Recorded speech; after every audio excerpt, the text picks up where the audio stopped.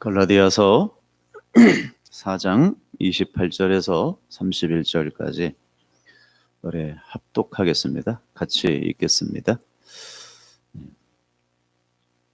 찾으셨나요? 같이 읽겠습니다. 시작.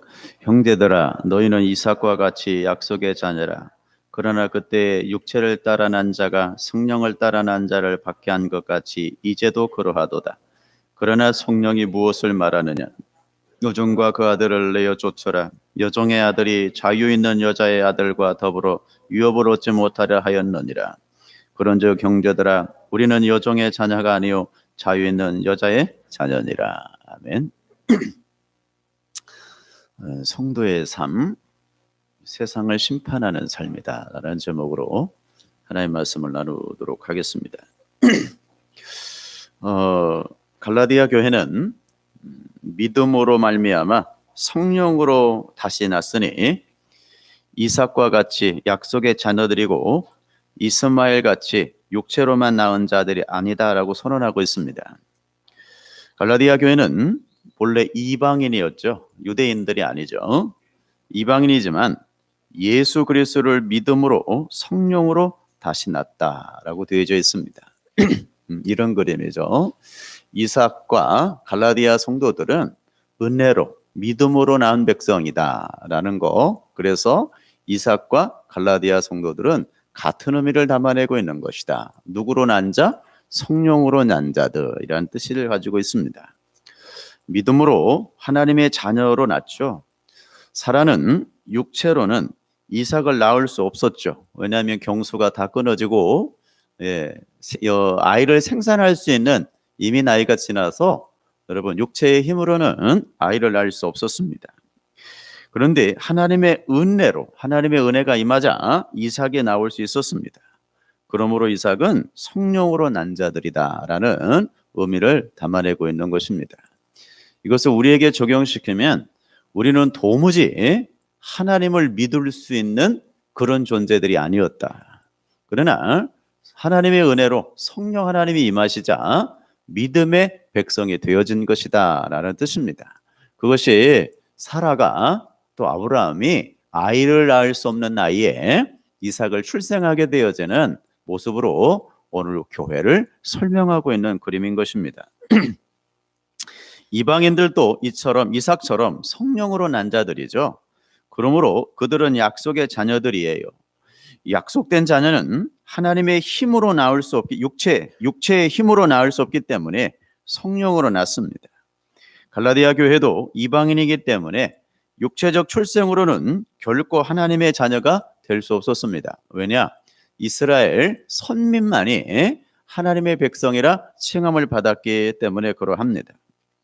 그들은 믿음으로 성령으로 다시 났어요. 그러므로 그들은 약속의 자녀로 낳은 것입니다. 약속의 자녀는 뭐가 따른다 그랬죠? 상속자로 지목이 되어져요. 육체의 힘으로 낳은 이스마엘에게 상속이 되지 않습니다. 왜 그런다 그랬죠? 여자의 신분을 따라가기 때문이다 라고 이야기했죠. 여러분 우리나라 조선시대 때에도 여러분 사람의 신분이 어머니의 출생에 따라서 결정이 됐습니다. 그래서 여러분 아무리 양반과 결혼해도 서헐이라고 하는 제도가 있어서 반쪽짜리 양반이란 말 많이 들어보셨죠? 그게 서헐제도인데요. 왜냐하면 아버지는 양반이라도 엄마가 하녀 출신이거나 그 신분이 미천하게 되어지면 여러분 상속자의 반열에 들 수가 없었습니다. 그게 우리나라의 서헐제도라는 것인데 이 당시에도 마찬가지예요. 여러분 사라가 정부인이죠. 그죠? 하갈은 종의 여인. 그래서 이스마엘이 아브라함에게 있어서 장자라 할지라도 종의 신분을 가진 존재이기 때문에 상속자가 될 수 없었다라는 뜻입니다. 이렇게 육체의 힘으로 낳은 이스마엘에게 상속이 되지 않았어요. 약속의 아들인 이삭에게 모든 상속이 약속되었습니다. 가나안 땅과 많은 자녀들의 약속이 이삭에게 주어지죠. 그리스도인들도 약속의 자녀됨으로 아브라함에게 약속된 구원과 하늘의 영광과 영생이 상속으로 주어지게 되는 것이다 라는 것입니다. 그것이 형제들아 너희는 이삭과 같이 약속의 자녀니라 라는 말을 담아내고 있는 아주 중요한 내용인 것입니다. 갈라디아 4장 29절을 한번 보겠습니다. 시작. 그러나 그때 육체를 따라 난 자가 저 육체를 따라 난 자가 누구죠? 이스마엘이죠. 육체를 따라 난 자가 성령을 따라 난 자, 성령을 따라 난 자가 누구죠? 이삭. 저걸 오늘날로 바꾸면요, 우리들이죠. 그렇죠? 성령을 따라 난 자를 모한 것 같이 박해한 것 같이 이제도 그러하니라. 그러니까 세상은 우리를 박해를 한다 안 한다? 한다. 그것이 정상입니다. 왜? 이렇게 여러분 이삭과 이스마엘을 통해서 구원의 관계를 지금 설명해 주고 있기 때문에 그러합니다.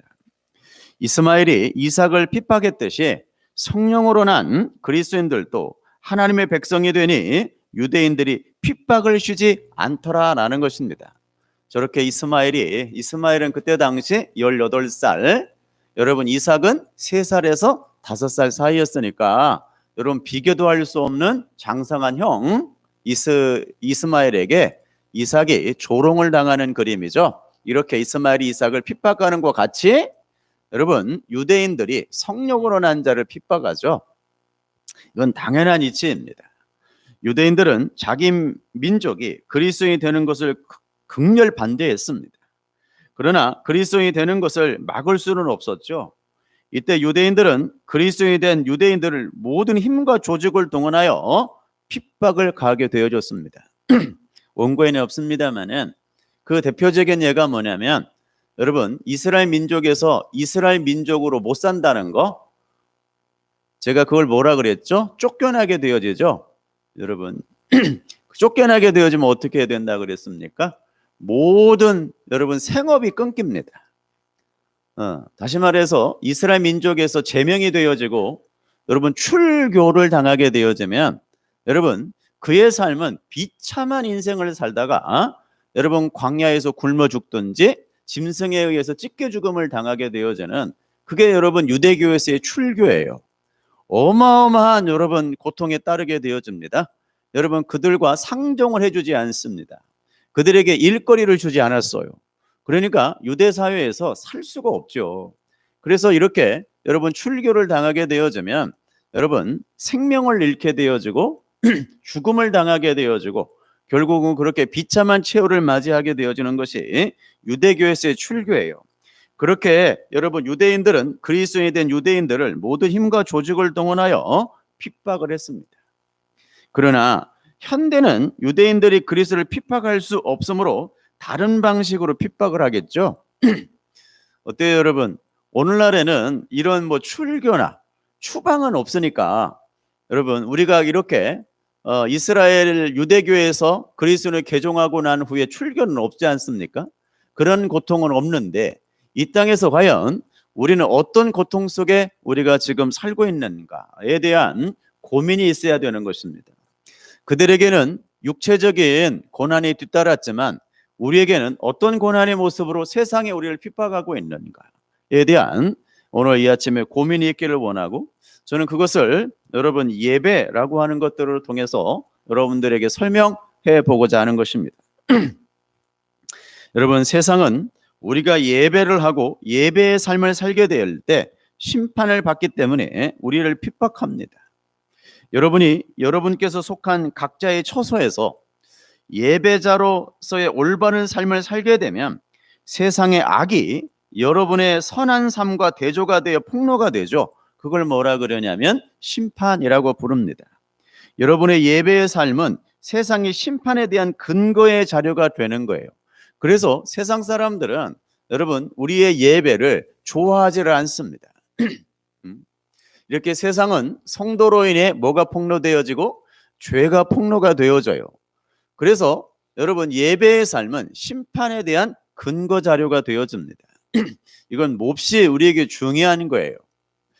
그런데 여러분 현대는 오늘날의 우리의 모습들은 오히려 세상이 우리를 핍박하는 것이 아니라 세상이 우리를 조롱하고 있는 모습들을 여러분 왕왕 보게 되어집니다.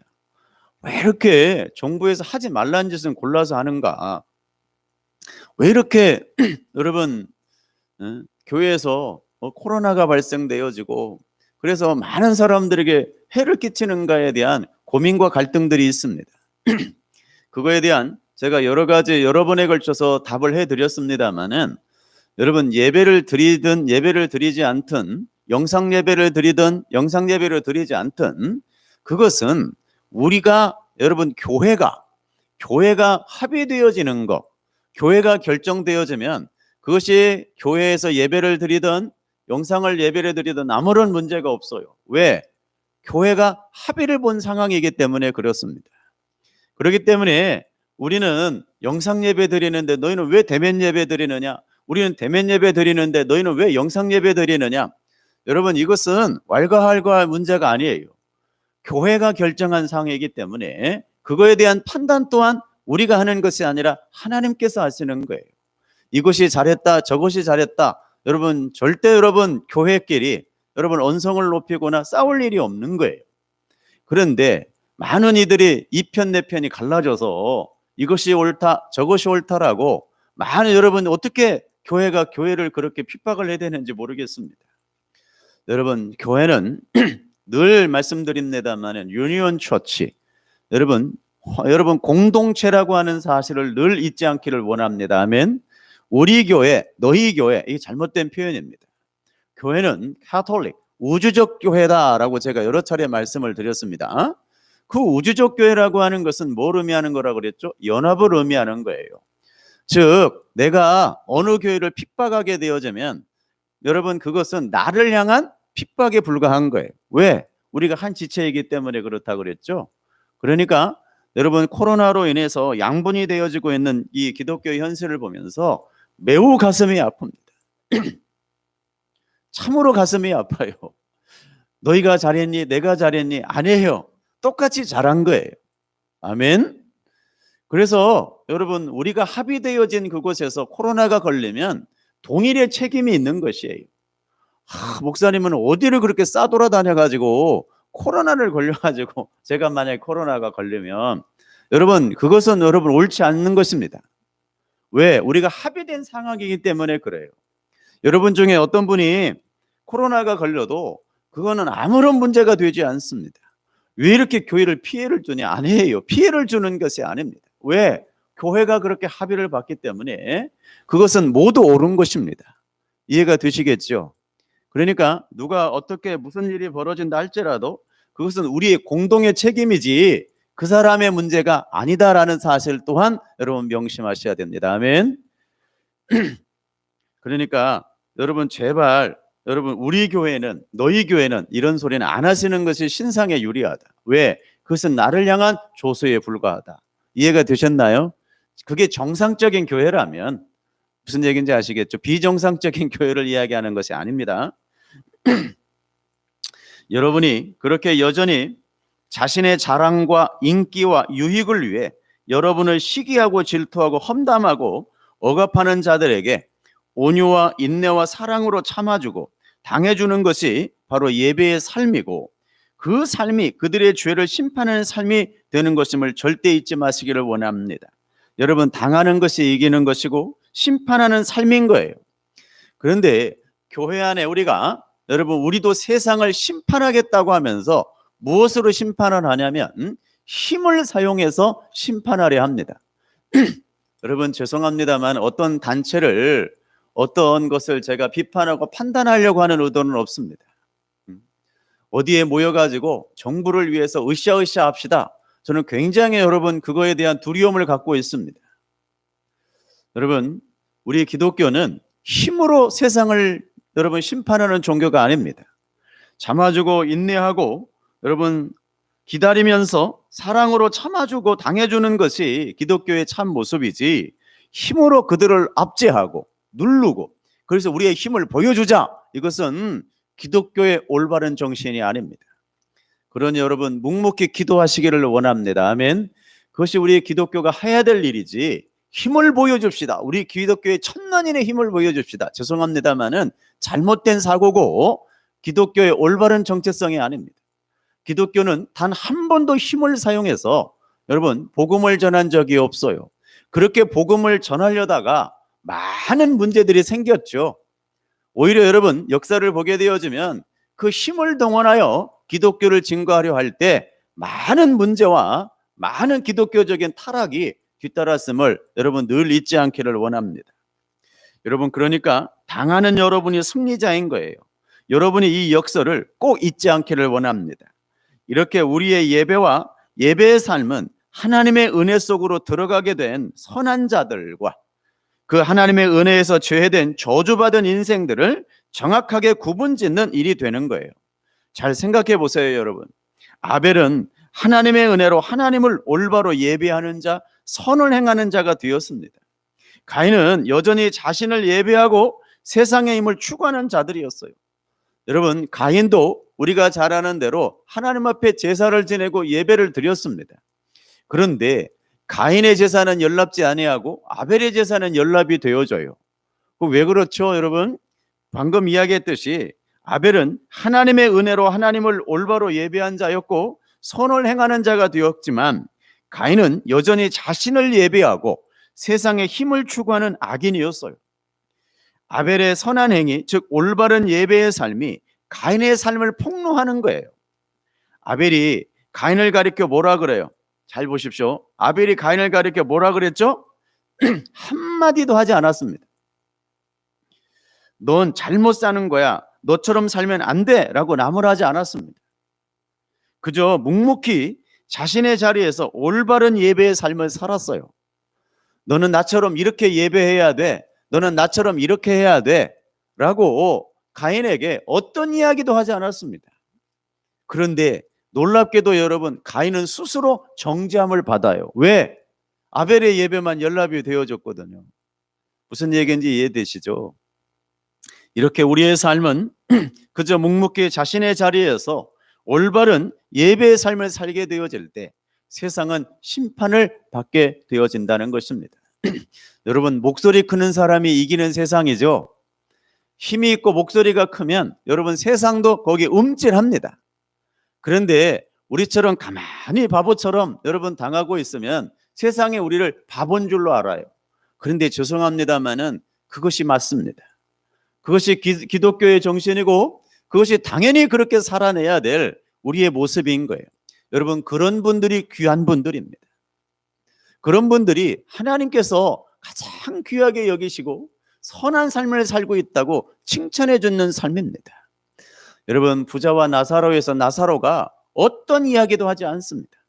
그저 묵묵히 하나님께서 맡겨준 거지로서의 사명, 그 거지로서의 부잣집 대문 앞에서 거지로서의 삶을 살다가 어떤 여러분 발악도 하지 아니하고 하나님 왜 나는 이렇게밖에 살게 두지 않았습니까? 라고 따지지도 않았습니다. 그저 하나님께서 나에게 맡겨진 그 일에 여러분 묵묵히 그 일을 행하고 난 후에 주님의 나라에 임하죠. 이것이 우리 기독교의 정신인 것입니다.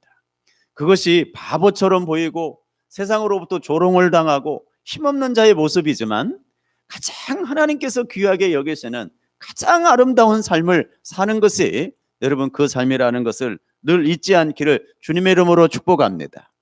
그래서 여러분 창세기 4장을 잠시 언급해 보겠는데요. 한번 보겠습니다.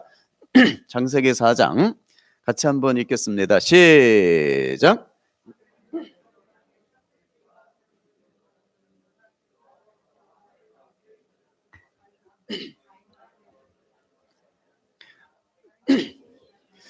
글쎄요, 아벨과 그 제물은 받으셨으나 가인과 그 제물은 받지 아니하신지라 가인이 몹시 분하여 안색이 변하니라고 되어져 있죠.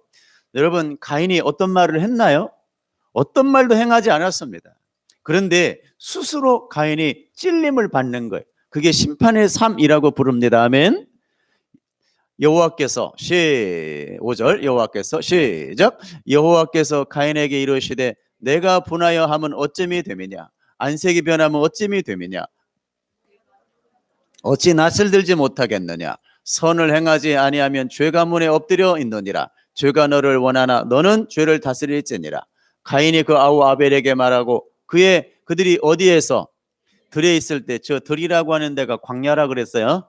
들에 있을 때에 가인이 그 아우 아벨을 쳐 죽이니라. 어떻습니까, 여러분? 아무것도 여러분 가인이 죄송합니다. 아벨이 가인에게 어떤 짓도 하지 않았어요. 너는 왜 나처럼 못 사니? 라고도 조소하지도 않았고, 너는 왜 그거밖에 안 되니? 라는 어떤 말도 행하지 않았습니다. 그런데 어때요? 세상은, 여러분, 가인인 세상이, 여러분, 믿음의 백성인 아벨을 때려 죽여요. 이게 여러분 우리의 삶이라고 이야기하는 것입니다. 그래서 저기 그들이 들에 있을 때에, 그 들이 광야거든요. 그러니까 교회 생활은 두들겨 맞는 삶이고, 여러분 두들겨 맞을 때에 앗소리도 못하고 묵묵히 참아야 되는 것이 기독교의 모습이다라는 것입니다. 그런데 어때요? 우리에게도 뭐가 있거든요? 힘이 있거든요. 우리에게도 능력이 있거든요. 그러니까 앗소리는 하고 싶은 거예요. 나도 주의를 갖고 있거든요. 그러니까 그 주의를 이용해 가지고 힘을 쓰고 싶은 거예요. 왜 나만 당해야 돼? 왜 나만 이렇게 살아야 돼? 이런 갈등 속에서 내가 힘이 있기 때문에 여러분 움틀거리는 겁니다. 그런데 재미나게도 여러분, 아벨은 쳐 죽임을 당했을 때에 아무런 반응을 보이지 않습니다. 그저 쳐 죽임을 당하였다라고만 되어 있지, 어떤 것도 거기에 어떤 것을 담아내고 있지 않는다라는 것을 명심하시기를 원합니다. 그래서 이렇게 아벨의 삶과 가인의 삶은 악으로 규정지어 심판하는 역할로, 여러분 지금 누가 아벨의 삶이 여러분 지금 있는 것입니다. 여러분, 그래서 올바른 예배가 있는 곳은 늘 종말이 선포되는 곳이게 되는 것이에요. 여러분은 지금 세상을 심판하는 삶으로 계십니까? 아니면 누군가에게 심판을 당하는 삶을 살고 계십니까? 제가 여러 차례 말씀을 드렸습니다만은, 여러분, 우리는 세상을 심판하는 자로 세상을 살아야 됩니다. 아멘. 그런데 오히려 세상이 우리들을 바라보면서 조소를 해요. 오히려 세상이 우리를 바라보면서 나는 저 인간 같으면 난 교회 안 가겠다, 이런 것들도 되게 많아요. 그런 말은 듣지 말자라고 제가 여러 차례 말씀을 드렸죠. 여러분, 나는 저 사람을 보면 그래도 교회가 가고 싶다. 나는 여러분 그런 삶이 해야지. 그런데 나는 저 인간만 보면 정말 교회 가고 싶지 않다. 이런 소리는 좀 안 들었으면 좋겠다라는 생각을 여러분 계속해서 여러분 행하고 있는 것입니다. 여러분, 좋은 일로 정말 여러분 믿음의 삶을 살면서 세상을 심판하는 자로 살아야지, 세상에 의해서 내가 심판을 당하는 자의 삶을 살면 안 되지 않겠습니까? 그래서 우리가 믿음의 덕을 위해서 여러분 우리가 사회생활도 정말 최선을 다해서 하셔야 됩니다. 여러분, 부끄럽지 않게 해야 돼요. 그게 기독교인의 일상의 삶입니다. 그럼에도 불구하고 그곳에서도 여러분들이 핍박을 가합니다. 그럴 때 당해주고 참아주고 인내하는 삶을 살아가시기를 주의 이름으로 축복합니다. 그렇게 예배를 통하여 죄가 지적을 당하고 어둠이 폭로되고 더러운 것들이 시궁창 밖으로 뛰쳐나오게 될 때 그것에 반드시 가라지들의 반란이 있기 마련입니다. 그들은 자신의 죄성과 나약함을 지적하고 하나님의 은혜의 필연성을 설파하는 복음을 못 견뎌해요. 왜냐하면 올바른 설교는 항상 세상의 심판을 선포하기 있기 때문에 그렇습니다. 따라서 여러분, 공예배 시간에 선포되어지는 목사의 설교가 모든 사람들에게 환영을 받을 수는 없어요.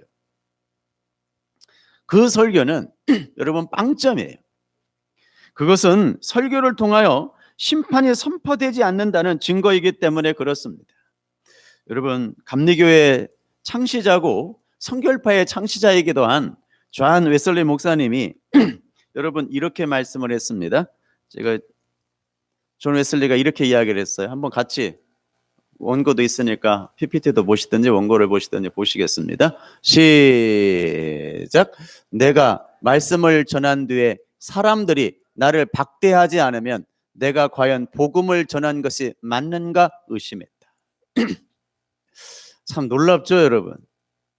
내가 복음을 전한 뒤에 사람들이 나를 박대하지 않으면 내가 과연 복음을 전한 것이 맞는가라고 의심했다는 것입니다.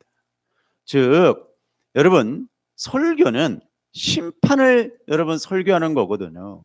그리고 여러분 우리의 연약함을 있는 그대로 폭로시키고 우리의 여러분 추악함을 드러나는 것이 설교지, 여러분 우리를 위로해주고 우리를 격려해주기 위해서 목사가 있는 것이 아닙니다. 여러분 위로는 제가 해줄 수 없는 영역입니다. 성령 하나님이 여러분들에게 간섭하셔서 위로가 되어지는 것이지 제가 무엇으로 여러분들을 위로해 주겠습니까? 여러분 복음에는 여러분 물론 진정한 위로가 있습니다. 정말 복음으로 사신 분들은 설교를 들을 때에 여러분 위로도 받는 것은 맞습니다. 그런데 그게 복음으로 살 때만 가능합니다. 여러분 주님도 똑같은 말씀을 하셨는데요. 누가복음 6장 26절 한번 볼까요? 시작. 모든 사람이 너희를 칭찬하면 화가 있도다. 그들의 조상들이 거짓 선지자들에게 이와 같이 하였느니라. 보죠. 여러분 모든 사람이 너희를 칭찬하면 화가 있도다. 그들의 조상들이 거짓 선지자들에게 이와 같이 했다라고 되어져 있습니다. 여러분 우리가 구약부터 신약까지 하나님의 선지자들과 거짓 선지자들의 여러분 정확한 차이점들이 있다는 것들을 명심하셔야 됩니다. 여러분 참 선지자들은 세상에서 대우를 받은 선지자는 거의 없습니다. 여러분 어느 누구 하나 여러분 이름을 대보십시오. 이 세상에서 대우를 받은 선지자는 하나도 없었습니다. 여러분이 잘 아는 이사야 왕족이었거든요. 왕족이었음에도 불구하고 여러분 하나님의 명령에 따라서 벌거벗음을 당하고 3년이나 그렇게 미친 사람처럼 다녔습니다. 여러분 저 같으면 못했을 것 같아요. 예레미야 선지자 얼마나 여러분 예레미야 선지자는 괴로웠던지, 여러분 나는 이제 하나님 이거 죄송합니다. 아침부터 이런 표현을 써서 죄송합니다. 리얼하게 좀 제가 쓰면 하나님 정말 나 이제 못 해먹겠습니다. 항변하죠. 하나 나 이제 못하겠다니까요. 이제 그만하겠습니다. 나는 예레미야의 항변이 있습니다. 그런데 놀랍게 어떤 일이 벌어집니까? 성령 하나님이 그에게 간권하셔서 또 여러분 그 마음속에 불같이 일어나는 거예요. 복음을 전하지 않으면 안 되는, 여러분 육은 내 육적인 자아는 전하고 싶지가 않은 거예요. 왜? 복음을 전하면 전할수록 민족의 나를 박해를 하고 핍박을 가하니까요. 어떤 복음이었습니까 여러분? 이스라엘 민족에게 너희들은 바벨론의 포로로 가서 살아야 된다 이렇게 선포하니까 좋은 사람이 한 명도 없죠. 아니 우리가 선민인데 하나님의 거룩한 백성이 어떻게 저 이방 개 같은 이방 나라에서 포로로 잡혀가는 것이 복음이냐? 맞죠? 복음이 아니죠 여러분. 그런데 하나님은 예레미야에게 그렇게 복음을 전하라고 명령을 내립니다. 그러니까 전하고 싶었겠어요? 안 전하고 싶었겠어요? 전하고 싶지 않죠.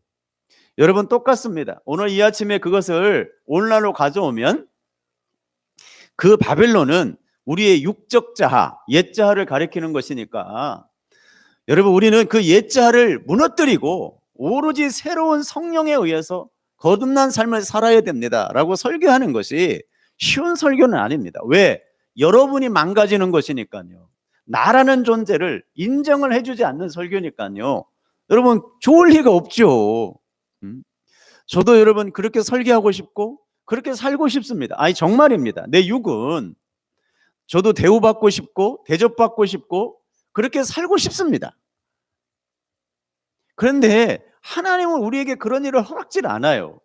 왜? 그게 하나님의 나라의 원리에 안 맞으니까요. 그 복음을 전해야 되니까 몹시 괴로운 것입니다. 정말 아침에 여러분들에게 정말 위로가 되어지고 격려가 되어지고 힘이 되어지는 설교를 해야 되는데 그것이 하나님을 기쁘게 하지 못하니, 그것이 우리 육은 살찌되 영은 망가뜨리는 일이니까 차마 여러분 할 수 없는 설교를 할 수밖에 없는 그런 모습들로 비춰지고 있거든요. 여러분 보세요. 이사야, 예레미야, 또 여러분이 잘 아는 호세아. 호세아는 느닷없이 이상한 여인에게 장가가라고 그럽니다. 여러분 구약에 사는 수많은 여러분 믿음의 선지자들이 다 그렇게 살았습니다. 그런데 여러분 거짓 선지자들은 나라에서도 인정받고 사람들에게도 존경받고 살았습니다. 왜? 힘이 셌거든요. 그리고 위로해주고 격려해주는 메시지를 전하니까 사람들이 다 좋아했습니다. 대표적인 인물이 히스기야인데요. 히스기야가 뭐라 그래요? 왕이여, 이 지팡이를 가지고 나아가십시오. 이 지팡이를 잡고 나아가게 되어질 때 저 이방민들을 싹 쓸어서 죽여버리실 것입니다. 하나님이. 왕이여 나가십시오. 하나님이 당신과 함께 할 것입니다. 그러니까 얼마나 기분이 좋았어. 그런데 반대편에 여러분 초라한 미가야는 뭐라고 선지합니까? 반드시 나가면 너는 죽게 된다. 위로를 해주고 격려를 해줘야 될 선지자가 당신은 그렇게 나가서 그렇게 죽을 것이다 라고 예언하니까 쫓아버립니다. 늘 듣기 싫은 소리만 하니까요. 그러니까 여러분 누구를 좋아하겠어요, 여러분? 정말 내 귀에 들리는 좋은 소리를 해주는 그를 위해 사람들이 거기에 귀를 기울이는 것입니다. 그건 당연한 일이죠. 왜? 아직도 우리는 육을 가지고 살고 있기 때문에 그러합니다. 그렇게 사는 것이 훨씬 쉽고 편안하고 여러분 사람들도 좋아하고 그렇게 살아갈 수밖에 없습니다. 여러분 예배당 안에 오늘 기독교라고 모이는 예배당 안에 여러분 정말 하나님의 신실한 백성들이 더 많겠습니까? 가라지들이 더 많겠습니까? 여러분 우리는 마태복음에 등장하는 여러분 가라지의 비유를 우습게 들으면 안 됩니다. 여러분 마태복음은 누구에게 전하는 메시지라고 그랬어요? 유대인들에게 전하는 메시지입니다. 유대인들에게 전하는 그 메시지를 향해서 여러분 예수님은 뭐라고 그러냐면 정말 가라지가 많다라고 설교하고 있습니다. 제가 한 게 아니고요. 좁은 길과 넓은 길을 설명하면서 좁은 길은 찾는 이가 적고 그 길이 협착하고 힘이 들어서 찾는 이가 적고 넓은 길은 찾는 이가 많다 그랬습니다. 그러니까 예배당 안에 모여있는 사람들 중에 사실 가라지가 훨씬 많습니다. 가라지는 여러분 하나님의 백성들의 신앙의 성숙을 위해 일시적으로 도구로 쓰여지는 불쌍한 인생들입니다. 그 가라지들은 하나님 백성들의 예배 장소에 함께 앉아있기는 하지만 도대체 복음이 두렵기만 하고 껄끄럽기만 합니다. 왜냐하면 아직도 자기들은 이 세상에서의 중심이 자기 자신이라고 믿고 있고 그렇게 살고 있는데 내가 중심이고 내 힘으로 살고 있는데 복음은 자기를 죽이고 자기를 비워 하나님의 영광을 위한 삶을 살라고 후벼 파대거든요. 자기들은 여전히 남을 밟아 나의 유익을 챙기는 삶을 살고 있는데 그러한 삶을 사는 자들은 가인의 글에 행하는 자들이며 하나님의 저주를 피하지 못하려는 말씀이 달가올 리가 없겠죠. 그러니까 겉으로는 고개를 끄덕이면서도 속으로는 도대체 못마땅한 거예요. 그도 그럴 것이 하나님의 말씀은 죄인들에게는 심판을 선포하는 말씀이기에 못마땅하는 게 당연합니다. 그러나 하나님의 은혜로 선택을 받은 하나님의 백성들은 그 복음의 말씀이 달기만 한 거예요. 위로가 되어지거든요. 진정한 위로가. 여러분 알곡과 가라지죠. 이 가라지는 자신을 비워 하나님의 영광을 위해 살라는 말에 복음이 달갑지 않게 들립니다. 당연하죠. 알곡은요. 하나님의 은혜로 선택을 받은 하나님의 백성들은 복음이 달게만 느껴져요. 여러분 지금 이 세상에서 이렇게 약한 자들에게 당하고 얻어 터지고 살고 있지만 그리고 여전히 이렇게 죄에 오염된 육체 속에서 옛자아와 치열한 전쟁을 여러분 겪으며 살고 있지만 이제 곧 하나님께서 우리의 새로운 몸을 완성시켜 주시고 원수의 목전에서 여러분 잔치상을 베풀어 주실 것을 확신하고 있기에 아무리 들어도 또 듣고 싶은 메시지인 거예요. 아멘. 그게 우리의 위로예요.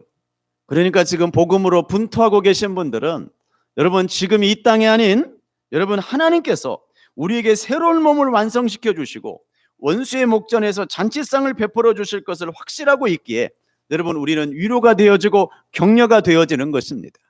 그렇게 사는 분들이 여러분 만나서 교제를 나누고 그렇게 여러분 나도 그렇게 살고 있습니다. 성도님들 우리 힘을 내십시다 라는 것이 여러분 성도의 교제요 교회의 예배 모임인 것입니다. 여러분 그것들이 너무 좋아요. 왜? 나같이 살고 있는 분이 또 계시구나. 또 저렇게도 살아내고 있구나. 저렇게 인내하고 계시구나. 저렇게 하나님으로부터 연단받으면서도 감사하며 살고 있구나라고 하면서 위로가 되어지는 거예요. 그것을 뭐라 그러냐? 성도의 교제라고 부르는 것입니다. 여러분, 이렇게 예배의 삶은 종말의 선포요, 심판의 표현인 것입니다. 종말의 선포, 심판의 표효라고 부르는 것입니다. 갈라디아 4장 30절을 한번 보겠습니다. 그러나 시작. 그러나 성경이 무엇을 말하느냐? 여종과 그의 아들을 모아라. 예, 이스마엘이 여러분 어떻게 살아갑니까? 여러분 이삭을 조롱하고 핍박하죠. 그런데 어떻게 여러분 기록하고 있죠? 여러분 그 여종과 그 아들을 내어 쫓으라. 여종의 아들이 자유 있는 여자의 이삭이 사라져 여자의 아들과 더불어 유업을 얻지 못하리라 하였느니라. 아멘. 보십시오. 여러분 확연하게 알곡과 가라지가 여러분 나누고 있는 모습을 보게 되어지죠. 똑같이 아브라함의 아들이에요. 그런데 한 사람은 종의 신분을 가진 여러분 아들이고 한 사람은 여러분 자유 있는 여자의 신분으로 여러분 지금 출생했기 때문에 선택과 유기의 교리로 나눠지고 있는 것입니다. 그것을 설명하고 있는 아주 중요한 기록들이죠. 여러분 비록 핍박은 받아도 그리스도인들은 약속의 자녀들이므로 이삭처럼 약속을 받는 거예요. 이삭을 핍박하던 이스마엘을 언약의 집에서 내어 쫓기는 거예요. 이스마엘은 결코 아브라함을 상속할 수가 없는 거예요. 당시 그리스도인들을 핍박하는 유대인들은 언약의 집에서 내어 쫓긴 삶을 삽니다. 그들은 구원에서 배제되어 하늘의 영광과 영생에 이룰 수가 없어요. 이스마엘의 언약의 집에서 내어 쫓긴 것처럼 유대인들도 구원에서 배제된 사람들입니다. 본래 아브라함의 후손으로 났으니 약속을 받아야 할 사람입니다. 그러나 구주이신 그리스도를 배척함으로 그들은 구원에서 배제가 되어져요. 아브라함의 집에서 내어 쫓기는 거예요. 아브라함의 피에서 났으나 그의 집에서 내어 쫓김을 받는 거예요. 유대인들은 이스마엘처럼 참 이삭을 핍박하여 죽임으로 구원에서 배제된 자들이 되었죠. 여러분 생명의 근원 되신 예수가 하나님이 그렇게 고대하던 이스라엘 백성들이 그렇게 고대하던 메시아 예수 그리스도가 오셨음에도 불구하고 하늘의 법칙으로 살지 않고 이 세상의 법칙으로 살고 있었던 유대인들이 예수님을 못 알아봐요. 알아보기는커녕 여러분 자기들을 여러분 조롱한다고 독사의 자식들이라고 욕을 한다고 해서 잡아 죽여버립니다. 그게 세상의 원리에 살고 있는 이 세상에 살고 있는 힘의 원리로 살고 있는 모든 이들의 모습인 거예요. 그들의 힘을 사용해서 하나님도 죽여버리는 것입니다. 그런데 우리 예수님은 얼마나 여러분 아름답게 돌아가십니까? 어떤 말도 이야기하지 않습니다. 아벨의 죽음처럼 없음의 자리로 내려가서 어떤 말도 내뱉지 않죠. 그리고 여러분 십자가의 죽음으로 말미암아 수많은 당신님의 백성들을 살려냅니다. 이것이 교회요. 이것이 그리스도인의 삶이라고 부르는 것입니다. 갈라디아 4장 31절 보겠습니다. 이렇게 하갈과 이스마엘 그리스도를 핍박하는 유대인들 같은 유의 사람이다 라는 것을 설명해 내고 있는 거예요. 언약의 집에서 내어 쫓김을 받게 되어진다 라는 거 잊지 않기를 원합니다. 네, 마지막 절 보고 설교를 마치고자 합니다. 시작. 그런즉 형제들아 우리는 여종의 자녀가 아니요, 그죠? 하갈의 계보에 의한 여종의 자녀가 아니요 자유 있는 여자의 자녀이다. 우리는 누구? 사라의 계보, 이삭의 어머니의 자녀다라는 뜻입니다. 즉 약속의 자녀다라는 뜻이죠. 여러분 계집종에게서 나온 자가 상속을 받는 것이 아니고 자유 있는 부인에게서 나온 아들이 상속을 받아요. 그리스도인들이 바로 그런 자들입니다. 그리스도인들은 육체로 나지 않고 성령으로 났으므로 상속에 받는 자녀가 되었습니다. 그러므로 그리스도인들은 결코 아버지 집에서 내어 쫓기지 않을 것입니다. 그리스도인의 영생과 영광을 상속받게 되어진다라는 뜻입니다. 나와 여러분들은 이미 그 상속을 받은 자이니 하나님의 나라에 반드시 임하게 될 것입니다. 아멘. 그날을 바라보면서 여러분 힘을 내시고 인내하면서 또 고난 가운데서도 찬송과 영광이 되어지는 믿음의 삶을 사시기를 주님의 이름으로 축복합니다.